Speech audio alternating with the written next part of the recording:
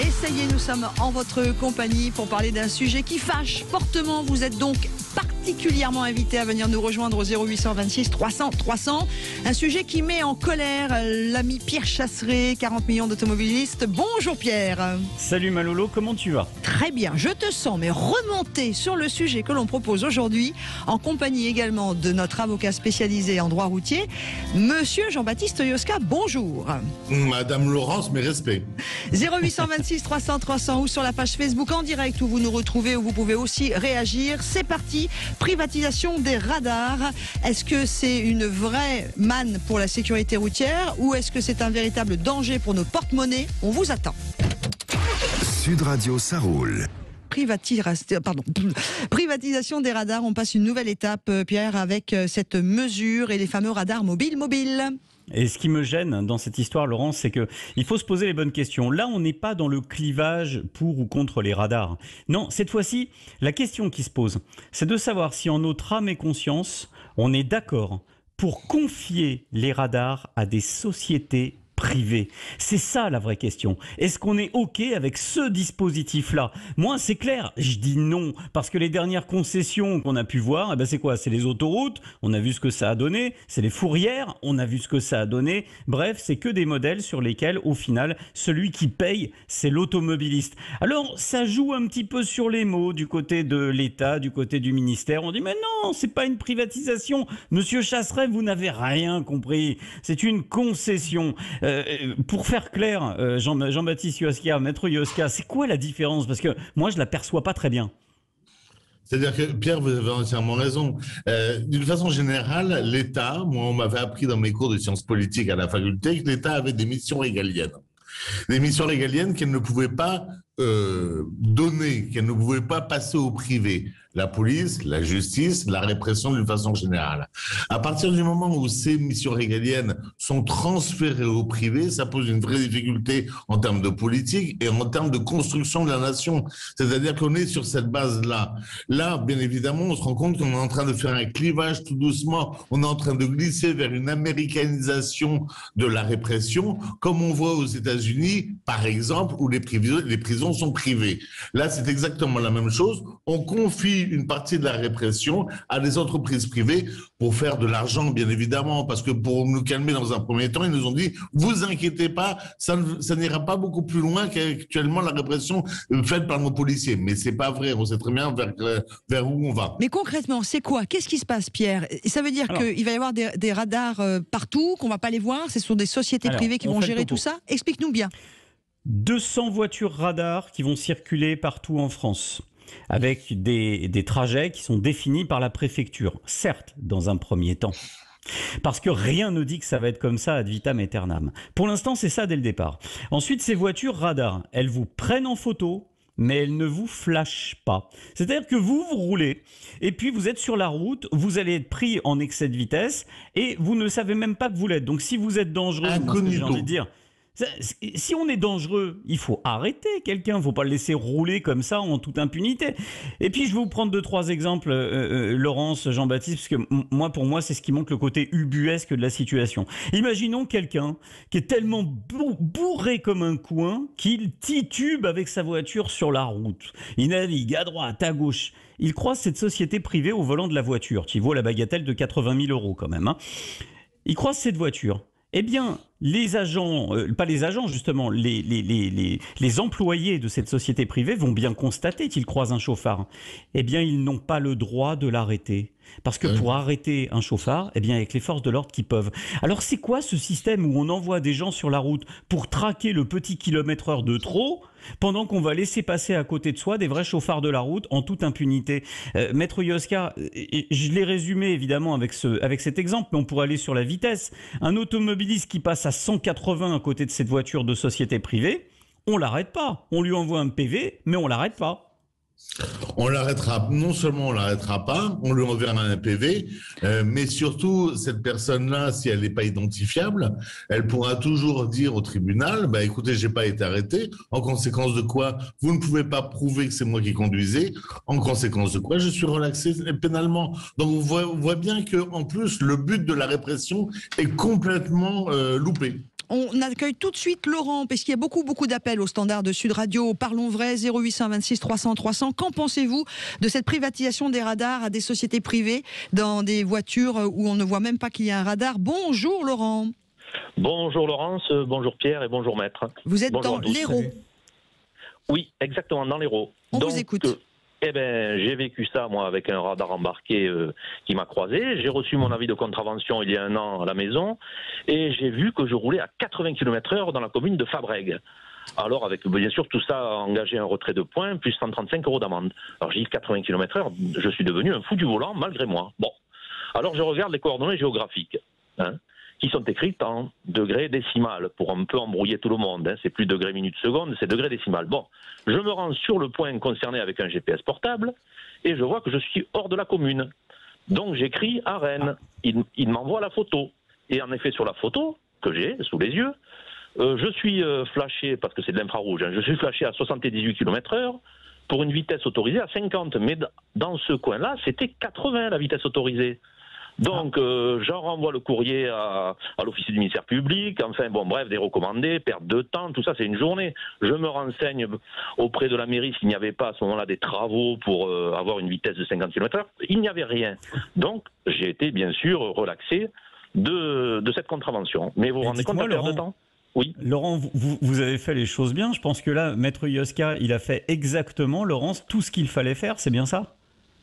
J'ai envie de lui dire malheureusement que Laurent il s'est fatigué pour pas grand-chose parce qu'il suffisait de demander la photo. Qu'est-ce qu'il y a sur la photo, Laurent? Eh bien, il y a mon véhicule avec les vitesses retenues, la VM, 78 km/h. Est-ce qu'on voit votre bobine? Non, on ne la voit pas. Ben voilà. Okay. C'est bien ça le problème. C'est qu'à partir du moment, excusez-moi Laurence, à partir du moment où on ne voit pas votre bobine, vous étiez automatiquement relaxé au pénal. Oui, d'accord, mais bon, moi, je comprends ce que vous voulez dire, maître, mais je voulais accélérer parce que vous avez fait les choses trop bien, mais là, pour le coup, vous êtes fatigué pour rien. Il suffisait de dire, envoyez-moi la photo, je vois pas ma bobine, en conséquence de quoi, c'est vous, ministère public, de faire la démonstration que c'est moi qui conduisais ce jour-là. Vous ne pouvez pas faire la démonstration. Merci, au revoir. Je suis automatiquement relaxé. En revanche, ça montre bien, Laurent, ça montre bien qu'il y a des failles dans le système. Oui, mais ça montre bien. Pierre, pour rebondir, excuse-moi, sur ce que disait juste le côté pratique des choses. C'est-à-dire que quand on reçoit le PV, on doit contester. C'est au moment où on conteste. Au moment où vous recevez le PV, bien évidemment, vous le contestez, vous demandez votre comparution devant le tribunal, vous y joignez, Laurence, bien évidemment, la consignation, parce que vous n'avez pas été arrêté, donc il faut consigner la somme de 135 € ou 90 €. Vous envoyez tout ça au ministère public en disant bien, faites attention, parce qu'il y a un certain nombre de personnes qui se sont fait avoir, pour rester poli et français, et en disant bien qu'il s'agit d'une consignation et pas d'un paiement. Je consigne la somme, je veux être convoqué devant le tribunal, et une fois que vous êtes convoqué au tribunal, il suffit de dire, écoutez, vous ne pouvez pas faire la démonstration que c'est moi qui conduisais, il se trouve que je prête mon véhicule à un certain nombre de personnes, et vous ne pouvez pas me punir, vous ne pouvez pas me condamner. Voilà, Pierre, c'était juste, je voulais que ce soit vraiment clair pour tous ceux qui nous écoutent. C'est clair. En tout cas, Laurence, on voit bien qu'il y a des failles dans le dispositif, et que cette cartographie des sociétés privées, elle est très imparfaite. Moi, ce qui me gêne, c'est que dedans, dans cette histoire, Laurent était victime. Et dans ces cas-là, il a besoin de se défendre. Alors, il l'a très bien fait, certes, mais vous voyez, Laurence, je pense qu'il y a beaucoup d'automobilistes qui vont se faire flasher par ce type de voiture qui circule comme ça à l'aveugle sur les routes et qui va générer forcément des abus. À partir du moment où on confie la clé du coffre à une société privée, les sociétés, on ne peut pas leur en vouloir. Si demain, toi et moi, Laurence, on monte une société, c'est qu'on veut de l'argent. Sinon, on fait de la philanthropie. Donc, si on a fait de l'argent, c'est qu'au bout d'un moment, on va vouloir rendre des comptes, on va vouloir montrer qu'on est efficace. Et l'efficacité d'un radar, c'est quoi? C'est le nombre de fois où il flash. Allez, on continue de parler de cette privatisation et de ces voitures mobiles, ces radars que vous ne verrez pas, des voitures qui ne sont pas du tout des forces de police, des voitures qu'on ne reconnaît pas. Venez nous dire ce que vous en pensez sur cette privatisation des radars. On en parle dans quelques instants avec notre invité, Maître Yoska, qui est, je vous le rappelle, avocat spécialisé en droit routier. Bien sûr, Pierre qui donne son avis en tant que DG de 40 millions d'automobilistes. Et il y a Laurent qui attend au standard. Vous êtes nombreux à nous appeler. On vous rejoint dans quelques instants. Et nous continuons de parler de cette problématique des privatisations des radars pour des sociétés privées, des radars qui sont cachés dans des voitures banalisées et qui vont donc nous piéger régulièrement. On en parle avec maître Jean-Baptiste Yosquin, qui est avocat spécialisé en droit routier. Bien sûr, Pierre, dans quelques minutes, dans quelques secondes même, on va te retrouver, mais on va tout de suite, si tu le veux bien, donner la parole à Emmanuel, puisque le standard de Sud Radio explose au 0826 300 300. Bonjour Emmanuel. Oui, bonjour. Merci de m'accueillir sur votre antenne. Bonjour. Alors, que dire? Moi, je dirais que c'est une mesure hautement antisociale, pondue par ce que j'appelle la mafia et narco-politicienne, qui ont un cerveau en béton armé, décidément. Pourquoi? Parce qu'il y a une antériorité, qui est la limitation à 80 km/h, la taxe sur le diesel. On a vu ce que ça a produit comme effet.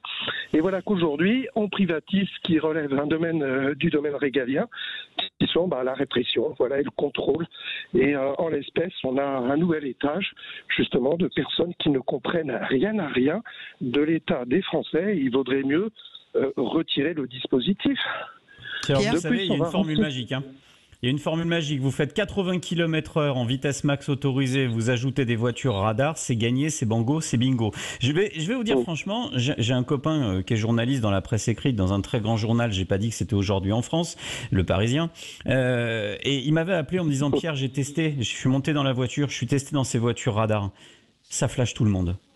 En continu. Parce qu'en fait, à certains endroits, on est quelques kilomètres-heure au-dessus. Et si cette voiture elle passe là, précisément là, elle nous prend tous, sans aucune exception. Parce qu'on n'est pas à l'abri d'être 1 km/h ou 2 km/h de trop en bas de la descente. Et Maître Yosquin le précisera mieux que moi. Mais attention, il n'y a pas de tolérance sur les radars en France. Il y a une marge technique, une marge de pondération. C'est imposé par les fabricants du matériel, c'est là pour couvrir les erreurs. Mais il n'y a pas de tolérance. Donc faites attention quand vous mettez le compteur un peu plus haut, parce que vous pouvez vous faire prendre. Je dis pas d'ânerie, Jean-Baptiste. On est même, mais vous avez entièrement raison, on est même, je crois, l'un des seuls pays d'Europe à sanctionner d'un retrait de points les tout petits excès de vitesse, moins de 20 km/h, moins de 10 km/h. Et on sait très bien que c'est ceux-là qui font les annulations des permis de conduire. C'est ceux-là qui représentent 80% des excès de vitesse et c'est ceux-là qui entraînent 100 000 annulations du permis de conduire par an au bas mot. Et c'est ceux-là qui font 1 milliard par an. Et on a des réactions sur Facebook, d'ailleurs, sur la page Sud Radio de Facebook. On a Stéphane qui nous dit que c'est l'ubérisation de la répression routière. On a Jean-Marc qui nous dit c'est vraiment de ça qu'il s'agit. Alors d'autres disent il s'agit d'un problème constitutionnel. Qu'en dites-vous, Maître Yosquin ? Non, Pierre. Non, il n'y a pas de problème constitutionnel. Il y a un problème de volonté politique, il y a un problème de recettes, il y a un problème de sous, il y a un problème de trous dans les recettes de l'État, il y a un problème de vouloir éventuellement... Alors, j'aimerais revenir sur un truc, j'allais vous en parler, sur la manière dont ils nous l'ont vendu. C'est quand même merveilleux. Ils nous ont dit, attention, on va bien évidemment passer aux entreprises privées, mais c'est pour votre bien aussi parce que ça va nous permettre de dégager un certain nombre de forces de police qu'on va pouvoir affecter à d'autres missions qui sont là beaucoup plus importantes, beaucoup plus sécuritaires, donc c'est beaucoup mieux pour vous. Donc non seulement vous allez être flashé de la même façon, vous inquiétez pas, mais en plus vous serez mieux gardé par la police. Donc, on voit bien que tout ça, c'est des éléments de communication. Ouais, et sur l'aspect constitutionnel, alors on a déposé à l'association 40 millions d'automobilistes un recours au Conseil d'État pour faire invalider cette privatisation du contrôle sanction automatisé, en tout cas de la conduite par des agents qui sont pas des fonctionnaires de la fonction publique, des agents privés. Voilà, j'ai plus le mot. Cette privatisation, ça me gêne tellement. On a perdu au Conseil d'État. Le Conseil d'État a déclaré tout à fait légal ce process. Ce qui moi me gêne, parce que je pense qu'on a été jugé au moment où il y avait les dégradations des radars. On n'est pas tombé au bon moment parce que les arguments étaient plutôt fondés. Et je trouve ça assez dramatique parce que je me mets à la place des forces de l'ordre qui finalement voient leur boulot un peu décrédibilisé parce que j'ai entendu les propos du ministère de l'Intérieur qui disent mais il n'y a pas besoin de formation, il suffit de conduire une voiture. C'est dingue, bon, quoi. C'est dingue. Et je me mets à la place des forces de l'ordre, je me dis c'est gravissime. Ouais. D'autant quand on a vu le fiasco de ces sociétés privées sur tout ce qui était stationnement dans les villes, c'est quand même un fiasco terrible. On accueille Patrick. Merci beaucoup à Emmanuel d'avoir fait le 0826 300 300. Juste après Patrick, on aura Guy aussi qui veut réagir. Bonjour Patrick. Oui, bonjour. Salut Patrick. Oui, bonjour. J'avais une question à poser à notre avocat. Donc, Maître bonjour, Yoska. Maître Yoska, oui, bonjour maître. Vous avez parlé tout à l'heure des contestations, donc, et de la photo donc, qui apparaît, et sur lequel, donc, à partir du moment où on n'est pas reconnu, donc l'affaire est classée. Quand je suis chef d'entreprise, donc j'ai un véhicule de fonction, j'ai des collaborateurs donc, qui ont des véhicules de service, donc je suis dans l'obligation de dénoncer, d'accord ? Alors, quelle est la parade dans ce cadre-là ? Maître Je vous Yoska. reçois à partir de lundi matin à 8h à mon cabinet. Oui, donc ça veut dire qu'en fait, ça ne peut pas s'expliquer aussi simplement que ça en 2 secondes sur une radio. Quoi. Si, bien sûr, ça peut s'expliquer. Je vais me faire un plaisir de vous le C'était de dire. l'humour. Vous savez très bien que pour les auditeurs de Sud Radio, je donne tout. Oui, c'est vrai. Écoutez, c'est très simple. Il faut contester la contravention exactement de la même façon. Vous n'êtes absolument pas obligé de dénoncer. Les personnes qui sont obligées de dénoncer, c'est les personnes qui croient ce qu'on leur a baratiné à la télévision.